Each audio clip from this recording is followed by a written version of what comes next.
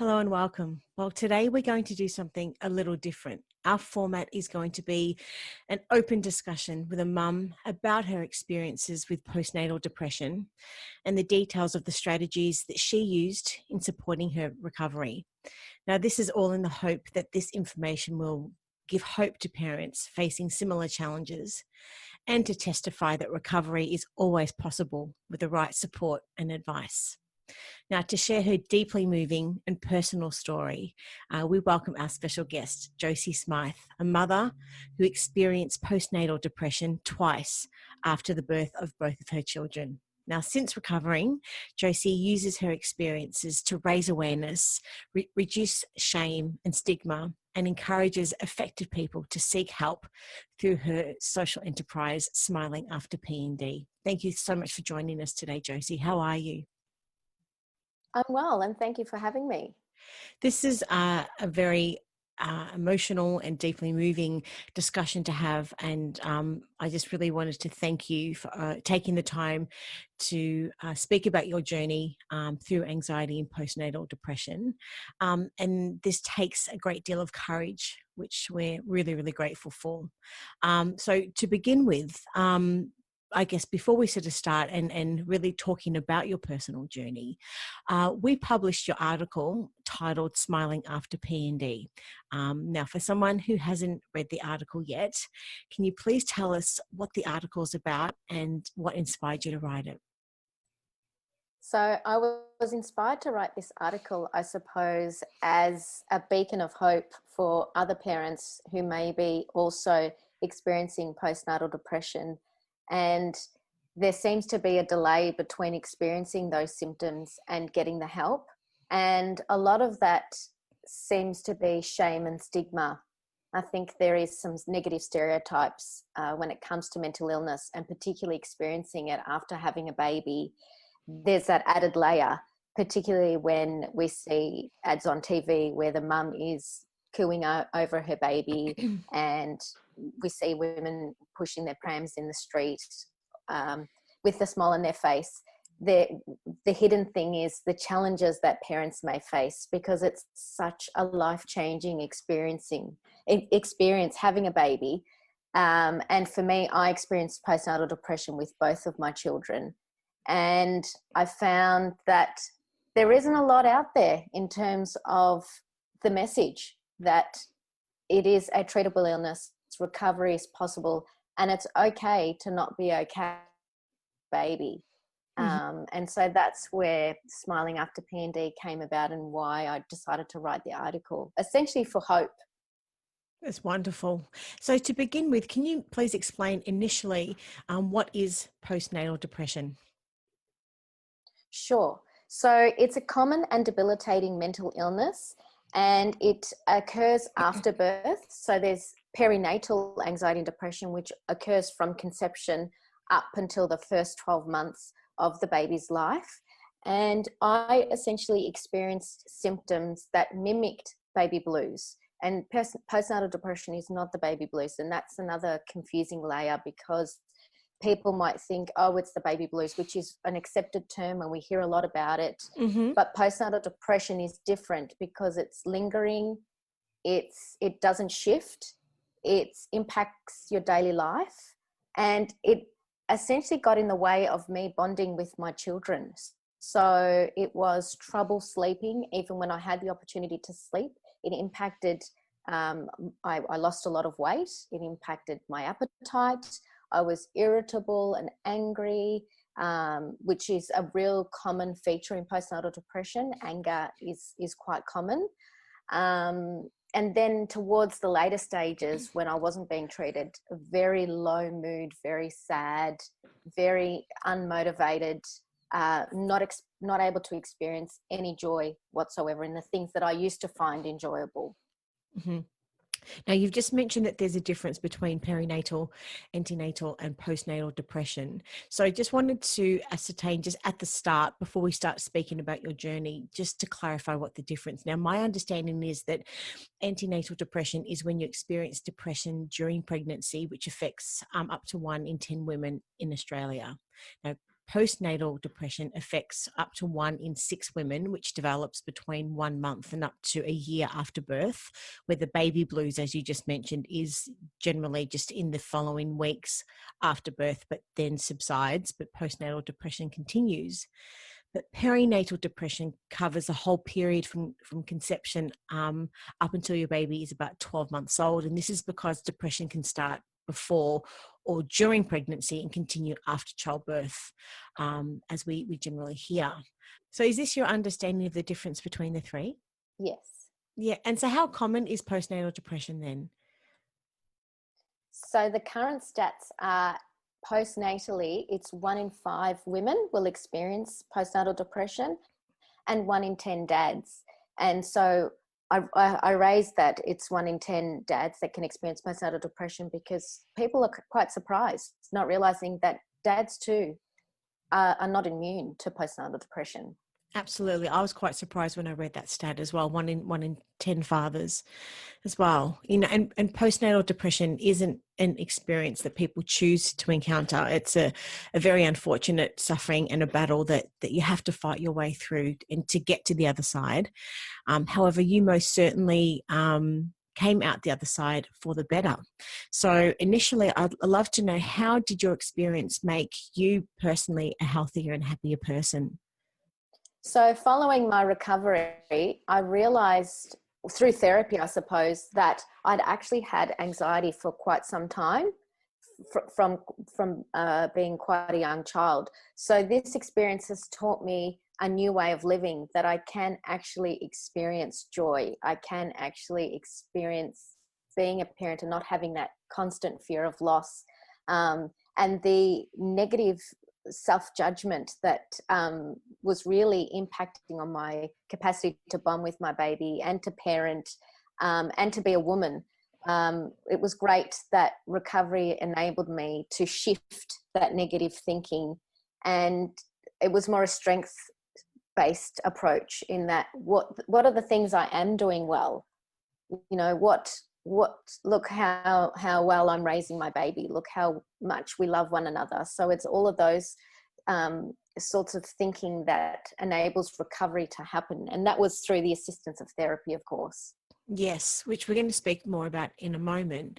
But I wanted to ask you also, you had mentioned that mental illness ran in your family, which meant that you were predisposed to postnatal depression. And however, you don't necessarily have to have a history of depression before your pregnancy to experience postnatal depression. So I just wanted to ask you just generally what your thoughts are on that particular point. I think that postnatal depression or any anxiety and depression in pregnancy and post-birth is non-discriminatory.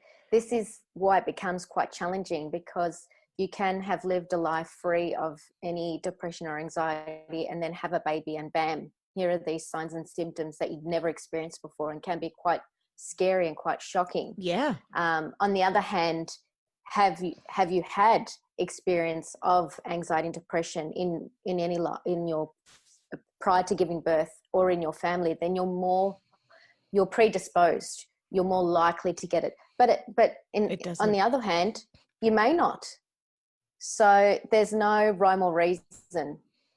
So let's start at the beginning of your story. Now, I'd love to know, what were the early signs of your postnatal depression that you could share that may help parents facing the same challenges identify the same? I think for me, it was how I was feeling. So it was very different to anything I'd felt before. I know that, it's normal to worry about your baby, but these worries were very excessive. And I spent a lot of time on Dr. Google, which only exacerbated those worries. The fear of leaving my house. I also found I just could not enjoy my food. I could not enjoy the things that I used to do, going out and socializing. Those sort of things stopped. I stopped answering the phone, cancelled a lot of catch-ups, and just very sad, very low, very angry at the same time. And those feelings were quite scary because I they were new to me, and I didn't know, was this an ordinary part of parenting? Is this what it feels like to be a parent? But it was only until these thoughts started manifesting in my behaviors that family and friends started to point out and said, look, Jose, I'm really worried about you. These are the things I'm starting to observe. Have you thought about talking to your GP? And that was the first, I guess, weight off my shoulders to think, oh, maybe I don't have to feel this way. So that was the first step, really, to Yeah. treatment. I read in the article that you mentioned you were exhausted, yet you had trouble sleeping, and you also experienced night sweats, and just terrible thoughts racing through your mind that would play over and over. And as you mentioned, you were off eating, you had lost a lot of weight, and you were also very angry and snapping at the slightest of things. And as you mentioned also that you began to isolate yourself from your friends and your family as well. I mean, at the time, were you aware of these things happening at all? And, did you feel that you had any control over them at the time, or did they actually have more control over you? Exactly right. That's exactly right. That the illness had essentially, it was like something had invaded my body. It had taken full control, and I was submissive to it. And I didn't really, I didn't have the, because the thoughts were so powerful, I didn't have time to sit and reflect and think, hang on, is this more than an ordinary part of parenting? Is this normal? Is this what I should be feeling? I Right. just kept carrying on. And the other thing is, I had hoped tomorrow will be better. I just need to have a good night's sleep. I just need to eat a meal. But I did all of those things. I tried to sleep and I wasn't getting the sleep. As each day passed without the treatment, the symptoms worsened and I started to lose control. Okay. And that was for what prolonged period then? Because every day you're hoping tomorrow's going to be better, tomorrow's going to be better type of thing. How long did that period sort of prolong for before you realize I actually do need to speak to someone? 4 months. And looking at research, that's Mm-hmm. typically when parents reach out for help, between the 4 and 6 months. And for Okay. me, that's too long. It's And you too live long. eating, breathing this 24 hours a day. That is a very long period of time, um, to be able to be in that state of mind, not only just for you, but for the baby and of course your whole household as well. And you've mentioned that you were afraid if you spoke to your maternal child health nurse and your GP during that period that you would lose your son. And this must have been an extremely confronting and emotionally trying experience. So at that stage, how did you overcome those feelings then So I think that was what contributed to the delay in reaching out for help, during that four because months? of the negative stereotypes that mental illness carries. I Yes. thought that if I did ask for help, that maybe Leo would be taken away from me, that I may never see him again. I didn't know what the consequences were of speaking up, of asking for help. I didn't know that what the treatment pathway was, and not realizing that in fact it is encouraged that mum and bub stay together. That's actually part of the recovery, to keep Huh. that bonding going. Okay. So at that time, you had also really great support from your friends and family. So how did they help you during that time, during that 4 months? Was it more so after the 4 months after you'd sought help? I was very lucky that I have a close-knit family and a great group of friends who were really supportive. And the support from them came from coming over and either bringing a meal, or we'd have a cuppa. With my immediate family, they would either watch the babies while I would go out to an appointment. They would actually come, some of the time they would come to those first appointments. It would be just sitting and listening and validating what I was feeling with no judgment at all. And that I found really supportive. When I talk to them about it now, they say, but I didn't do anything. I Wow. just came over and brought a meal. And I say to them, you underestimate the power of being with someone when they're in their distress and not running away. That's really powerful. So for anyone watching and listening, and even if you're not the person affected directly by postnatal depression, if you're a family, a friend, a grandparent of someone suffering, it's more about just being there. It's not so much about anything else. And as you, from your perspective, you said that it's that they were there with no judgment. They were only there from a place of love because they wanted to be able to support you. So it's not anything else but just physically actually just being there. Is that what you're saying? Exactly. And that is really power to the person who's struggling, because you are saying you are bigger than your illness. You know, the fact that there's still so much shame and stigma around mental illness. And I know it can be uncomfortable to see someone who's normally sprightly and have you know, a smile on their face to then being really low. I know that is confronting to see, but to be able to sit with that person empowers them to say, I love you more than your illness, and you are more than your illness, and you will overcome this.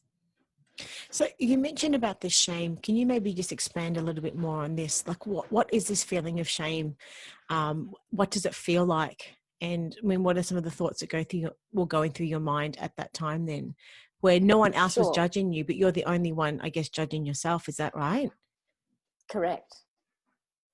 So shame is a negative, it's negative self-talk. So a lot of my thoughts were, I'm a bad mum, I don't deserve my children, I without me, I'm a burden, sort of very negative.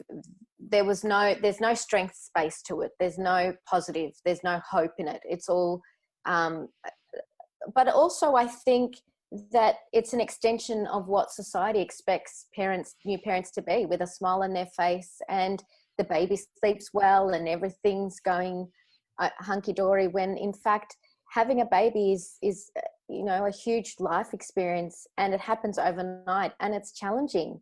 We need to talk more about what these challenges are and normalize them, because it isn't all rosy cozy.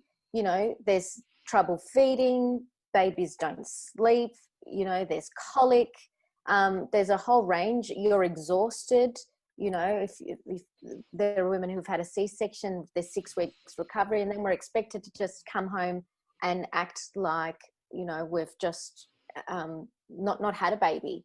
And the other point I raise is that, where is the village? You know, I think a lot of support is in the hospital setting, but when you go home and you close that door, this is the time when we need our family and our friends to be there and say, hey, I'll look after Bubs while you shower, or get that nap. You know, you really need that nap. And that's okay. You're not lazy, and you're not a bad mum to rest and to practice self-care. It's really, really important. And how about your partner and your husband at the time? How can you best describe to anyone watching and listening how they can communicate their feelings and emotions through to their partner when you know, in a heterosexual relationship or any other sort of relationship, that it could be very foreign to the other person because they don't have that personal experience of what you're going through. But how did you communicate that? Exactly right. So my husband had not had an experience of a mental health condition, and I would only imagine it to be quite shocking to him to watch his partner slowly disintegrate over days and months and not be able to do anything. And I find men are fixers. You know, we want to get in and fix. And this isn't something he is not qualified to fix. But what I can say is that he was solid. He was consistent. He was solid. He was there. He allowed me to be who I was, not asking me to snap out of it, just coming from a place of concern and just reiterating by saying, you are such a good mum. I love you so much. I'm worried about you. I really would encourage us, we can both go to the GP and have a chat. I don't think you don't need to stay this way. So he was just reinforcing or rejecting all of the negative thoughts I was having, and by saying, you're such a good mum, look how well, you fed Leo and played with him, or, Or the positive reaffirmations, yes. And the support. correct. And a lot of love, a lot of love. But what about in an instance when maybe the other partner isn't so supportive? Any other advice and or support that you can sort of share for a mother, and what she should do in that instance then? Sure. So there are a few avenues. The other thing that we found was our friends. So we've got both male and female friends, and they would also reach out to Hugh. And I think that's really important. Sometimes when someone's going through this, the main focus is on the mum, and we tend to forget about the partner. So friends checking in and family checking in on Hugh's welfare was really important. But for the person experiencing it, there are helplines, free helplines that are available. There's Perinatal Anxiety and Depression Australia, who I volunteer with, also known as PANDA. So they have a national helpline, and they can guide you with what are the first steps to reaching out for help. And for me, it was making an appointment with the GP and chatting to them, and without judgment. So I have a really good relationship with my GP. And so that was the first step.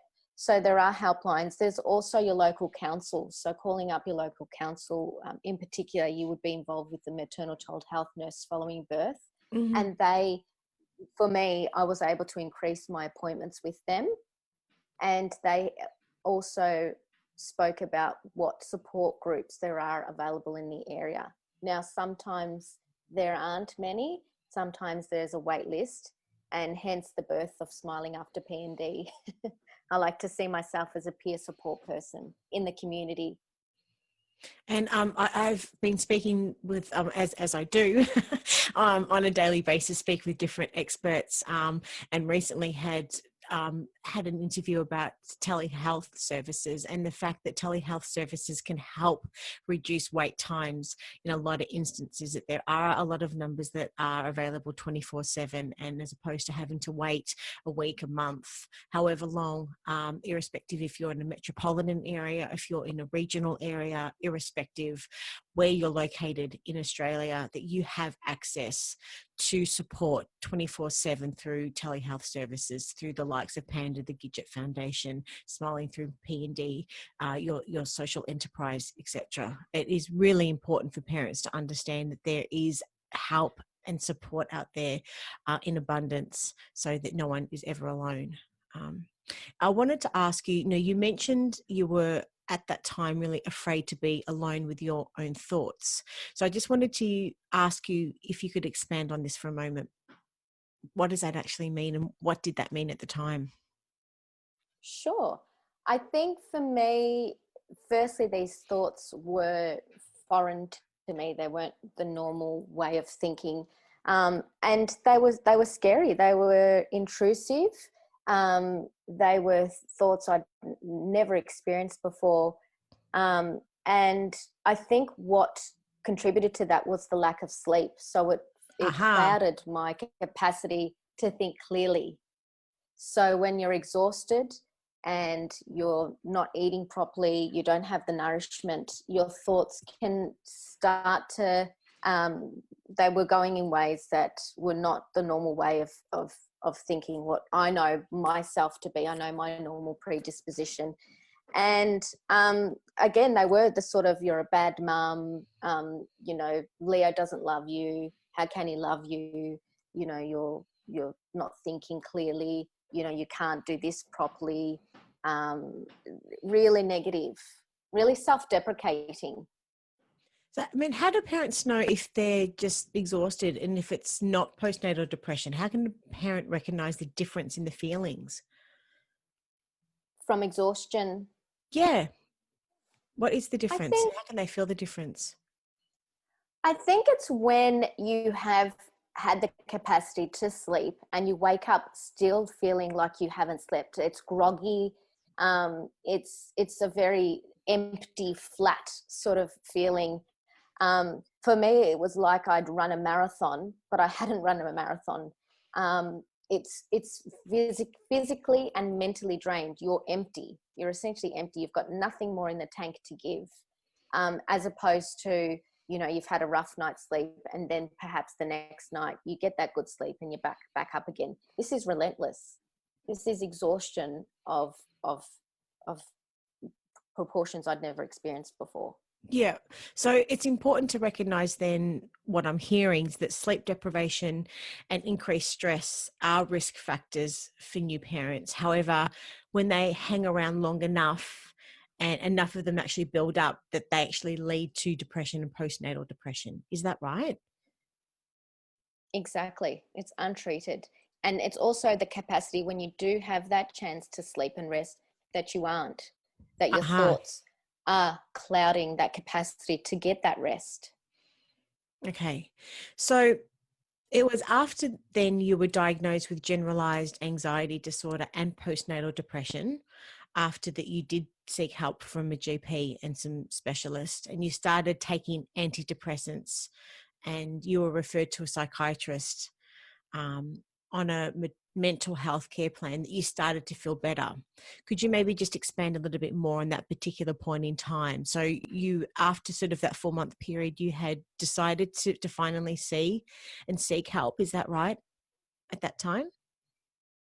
Exactly. It was through the encouragement of family to go to the GP. I was still hesitant, Yes. but it was reaffirmed that they were supportive and were happy to come along to that appointment. I think they also were concerned that in that appointment I would lie and say that everything was okay. And so in that appointment, it was established, I filled out a questionnaire. So an Edinburgh postnatal depression score came back really high for the symptoms of postnatal depression. And once I heard that term, it was like, oh, wow, it has a name. This scary monster has a name. And not only that, when they said that this is treatable, here's a treatment plan, this is the path to recovery, I thought, yes, I love a mission. Yes, I'm determined. I don't want to feel this way anymore. I have a plan, I have a strategy, I have a way out of this thing, out of the I tunnel. have I'm a in a way. dark tunnel and I can see the light at the end of it now. Is that what it was? It was. And the fact that the treatment, the psychologist was a perinatal specialist, the psychiatrist was a perinatal specialist. So the fact that they kept reiterating, this is so common. I have seen this so many times. You are not alone. You are not the only one. And I have seen recovery in this office day in, day out. You are going to recover because this is treatable. And I was excited. I couldn't wait to get to the other side. But it is a slow process. There is work to be done. It's not that I, took a tablet and had a 1-hour therapy session and poof, It it was was a fixed. very slow burn. And that was kind of frustrating because you sort of take 2 steps forward and then 1 step back. You've got to be patient in the Now, process. is that because of the medication? Is it because that once you started taking the medication that there is an adjustment to the medication in your body? That's right. So even that has its pros and cons because sometimes there is a medication that may not fit with you. And this is why it was really important for me to be lined up with a psychiatrist because they managed the medication with me. And we had appointments weekly until the psychiatrist was happy with what she was seeing in my behaviors and my thought patterns. So it takes an adjustment for your body to get used to this medication. And sometimes you get worse before you get better, but that doesn't mean that it's not working. It just means you need that time for it to adjust. And where we need a lot of self-care, a lot of rest, a lot of support. This is where my support network really came in and really, it wasn't something that I did by myself. Absolutely not. So if you could have changed anything in that experience during that time, what would it have been? I had read that you had suggested that you only wish that you had spoken up sooner. Absolutely. First and foremost, when I think about my time, I wish that I didn't wait 4 months. I wish that I was more honest with how I was thinking and how I was feeling. I wish that um, I was more kind to myself. I wish that I was able to see the things that I was doing and how much I did love my children throughout the illness. That never changed. My love for them and the way I cared for them never changed. So you've been able to demonstrate how, as a woman and as a mother, that you had entered into this situation, identified some issues, and then sought help, and then sort of came out the other side. So for anyone watching and listening that may be experiencing the similar feelings and situations, what is the first step that you suggest that they take? Is it to speak to their GP? Is it to speak to their maternal child health nurse? What is that initial first step that they should take? I think the first step would be to tell someone you feel safe with and trust. So research actually shows that it's not the GP is the first person that that someone's suffering. It's Okay. actually either a partner, a parent, a friend, a neighbor. It's someone you feel safe In your with support and you network. trust, that you would in your support network. Right. So that's the first. So it would either be that they say something or you say something. And then the Okay. next step is making an appointment to see your GP. Now, this is a GP, again, that you feel safe with and trust. So with me, in those both instances, Mm-hmm. they were GPs that I'd had established relationships with. They're the people that I went to when I was first pregnant and throughout my pregnancy. So they kind of knew what my general disposition was. Okay. And yeah, and definitely your maternal child health nurse, absolutely, because you're seeing them very often in those first few weeks, and they can identify. They've got the questionnaires that they can hand out. Certainly, maternal child health nurse and Panda, so you can remain anonymous when you call and get your foundation. So you can give them a call. You don't need a diagnosis to call them. This is available for anyone in pregnancy and post birth that can call these helplines and have a chat. Mm-hmm. Now, you've mentioned that you've experienced postnatal depression with both of your children. Now, how was the experience different the second time round, if at all? It was different. So Lily is my second. And with that experience of postnatal depression with Lily, there was no fear. So as soon as I started to have the thoughts and feelings, I knew, okay, I had this with Leo. This is different to what I was feeling when Lily was first born. Mm-hmm. I think I'm starting to experience what I now know is postnatal depression. And I now know what I need to do to get better. I'm going to call my GP and make an appointment and have a chat with them. Okay. So there wasn't this delay. There was no fear about losing Lily. There was no worry about the medication because I knew what worked. You didn't have that four Uh, months of just absolute challenge at all, that exactly. you really seeked help as soon as you identified that you weren't feeling right. Is that right? Exactly. And no fear of shame and stigma. I knew that when dealing with health professionals, they'd seen it before. This is really common. These are the steps I need to take to start getting better.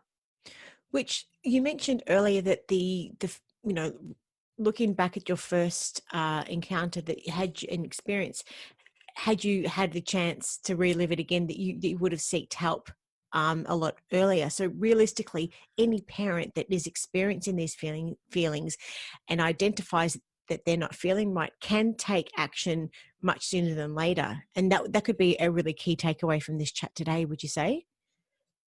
That anyone at any Exactly. point can actually take that step forward, not have to go through that 4 months of challenge.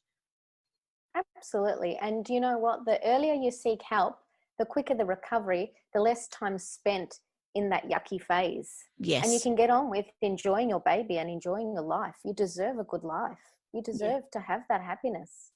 And you mentioned you increased appointments with your psychologist during the second experience. You checked in with your GP weekly and began seeing a psychiatrist to manage your medication. So it wasn't just that you jumped onto the situation a lot sooner. You actually increased a lot of the appointments during that time as well. Did you find that there was a big difference the second time around when you did that? Exactly. And I didn't know that you could do that. I didn't know that with the maternal child health nurse, you can actually see them outside of those where you sort of see them at the 4 weeks and then there's 4 months and the 6 months. I could actually call them up and say, I'm experiencing postnatal depression. Therefore, I would like to come in and see you more regularly. and that was acceptable. Also with the psychologist, I could increase my appointments, and the psychiatrist. So the health system is there to support us, but it's in terms of getting that education out and letting people know that this is what is available to you and there is support out there. Mm-hmm. And as you've mentioned, you've had a strong support network the whole time. Now, I'd like to know what the experience and how it was different the second time round. It was my understanding that you had some different experiences with the people that helped you. Could you maybe expand on that a little bit? I think what the second experience was that I saw less fear from family and friends. I think with Leo, there was a lot of shock and fear in families' faces because they had never seen me like this before. Whereas the second time round, they knew that this is what postnatal depression looks like and what my behaviours were. So that had been taken out of it. And also I found out through the maternal child health nurse that there was a support group in my local area. So that was fabulous to see other women in a support group environment who were experiencing the same. And we could turn up, no judgment, didn't matter what we looked like or how we felt or what we said, there was no judgment. And having that support was so, so crucial. And I was getting out of the house more. I found that because I didn't have that shame and stigma, I even though I felt absolutely terrible, I was still getting out of the house. Whereas the first time I wasn't. I was contained in my own little four walls. Mm-hmm. So that was really different the second time round. As well. Now, you have a 1-hour workshop that you have presented to childcare, kindergarten staff, personal trainers, midwives, maternal child health nurses, and a whole heap of other medical professionals. I'd love to know, what can you share with us that you talk about in that presentation that would be helpful for anyone watching and listening?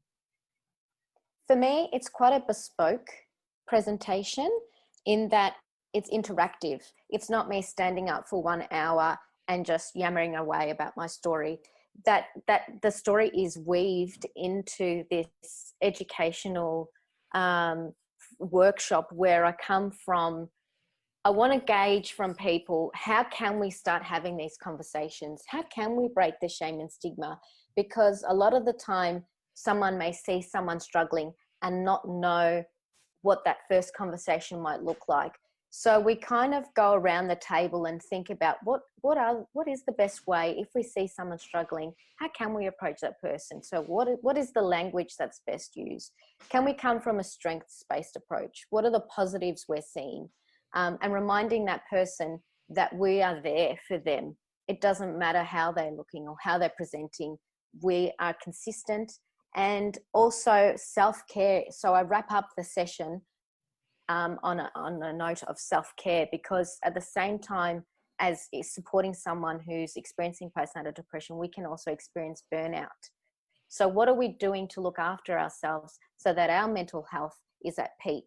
And if we can't look after, I love the analogy of the oxygen mask. You know, if the plane's going down, we fit ourselves first and then we attend to someone else. So we need to look after ourselves to be able to look after others. And that comes with being a parent as well. We can't forget the parent in this journey of raising a child.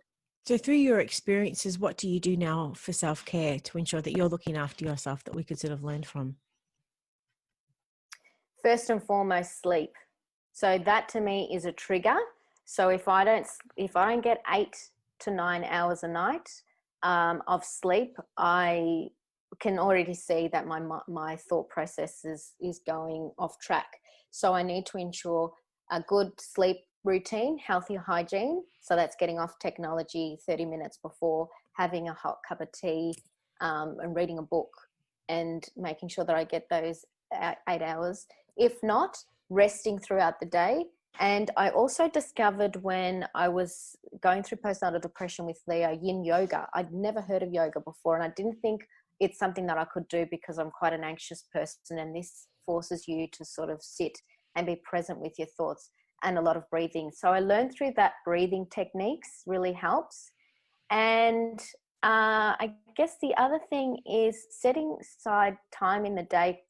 Being a parent, you really get no time at all, and particularly with COVID. But setting out snippets. If I can get it doesn't have to always be an hour. It can even be 5 minutes. I'm going to make a cuppa and I'm going to sit down and I'm going to make sure that I enjoy that. And it's okay if the kids have a little play because they're safe. It's Yes. okay, but I'm going to look after myself as well. And it's good for children to see their parents looking after themselves. So you're, in fact, whilst you're practicing it, you're teaching your children that it's okay to look after yourself. Yeah, I've spoken to a lot of occupational therapists lately about the idea of that self-care is something that we build into our day as opposed to having to block out specific time for it. It can be quite unrealistic to think that you're going to have an hour block of time or half a day to be able to have a massage and those types of things. Self-care rituals are built into our day, as you mentioned. It's just a matter of understanding what in our day gives us energy back. Is it just sitting outside in the sunshine in some fresh air for 10 minutes with a hot cup of tea or coffee and having that as a self-care ritual every day? Those types of things that we need to be able to build into our day that are realistic as well. I think it's very important to understand what it is that gives us energy, when, how, and how can we build that into our daily routine on a daily basis. Now, I'd love to know from your perspective, what does Smiling After P&D do to support women and their families then?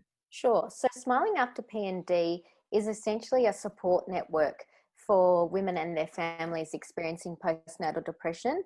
And essentially, I tried to do it outside of the home environment in my local area. We set up a support group, but then COVID hit.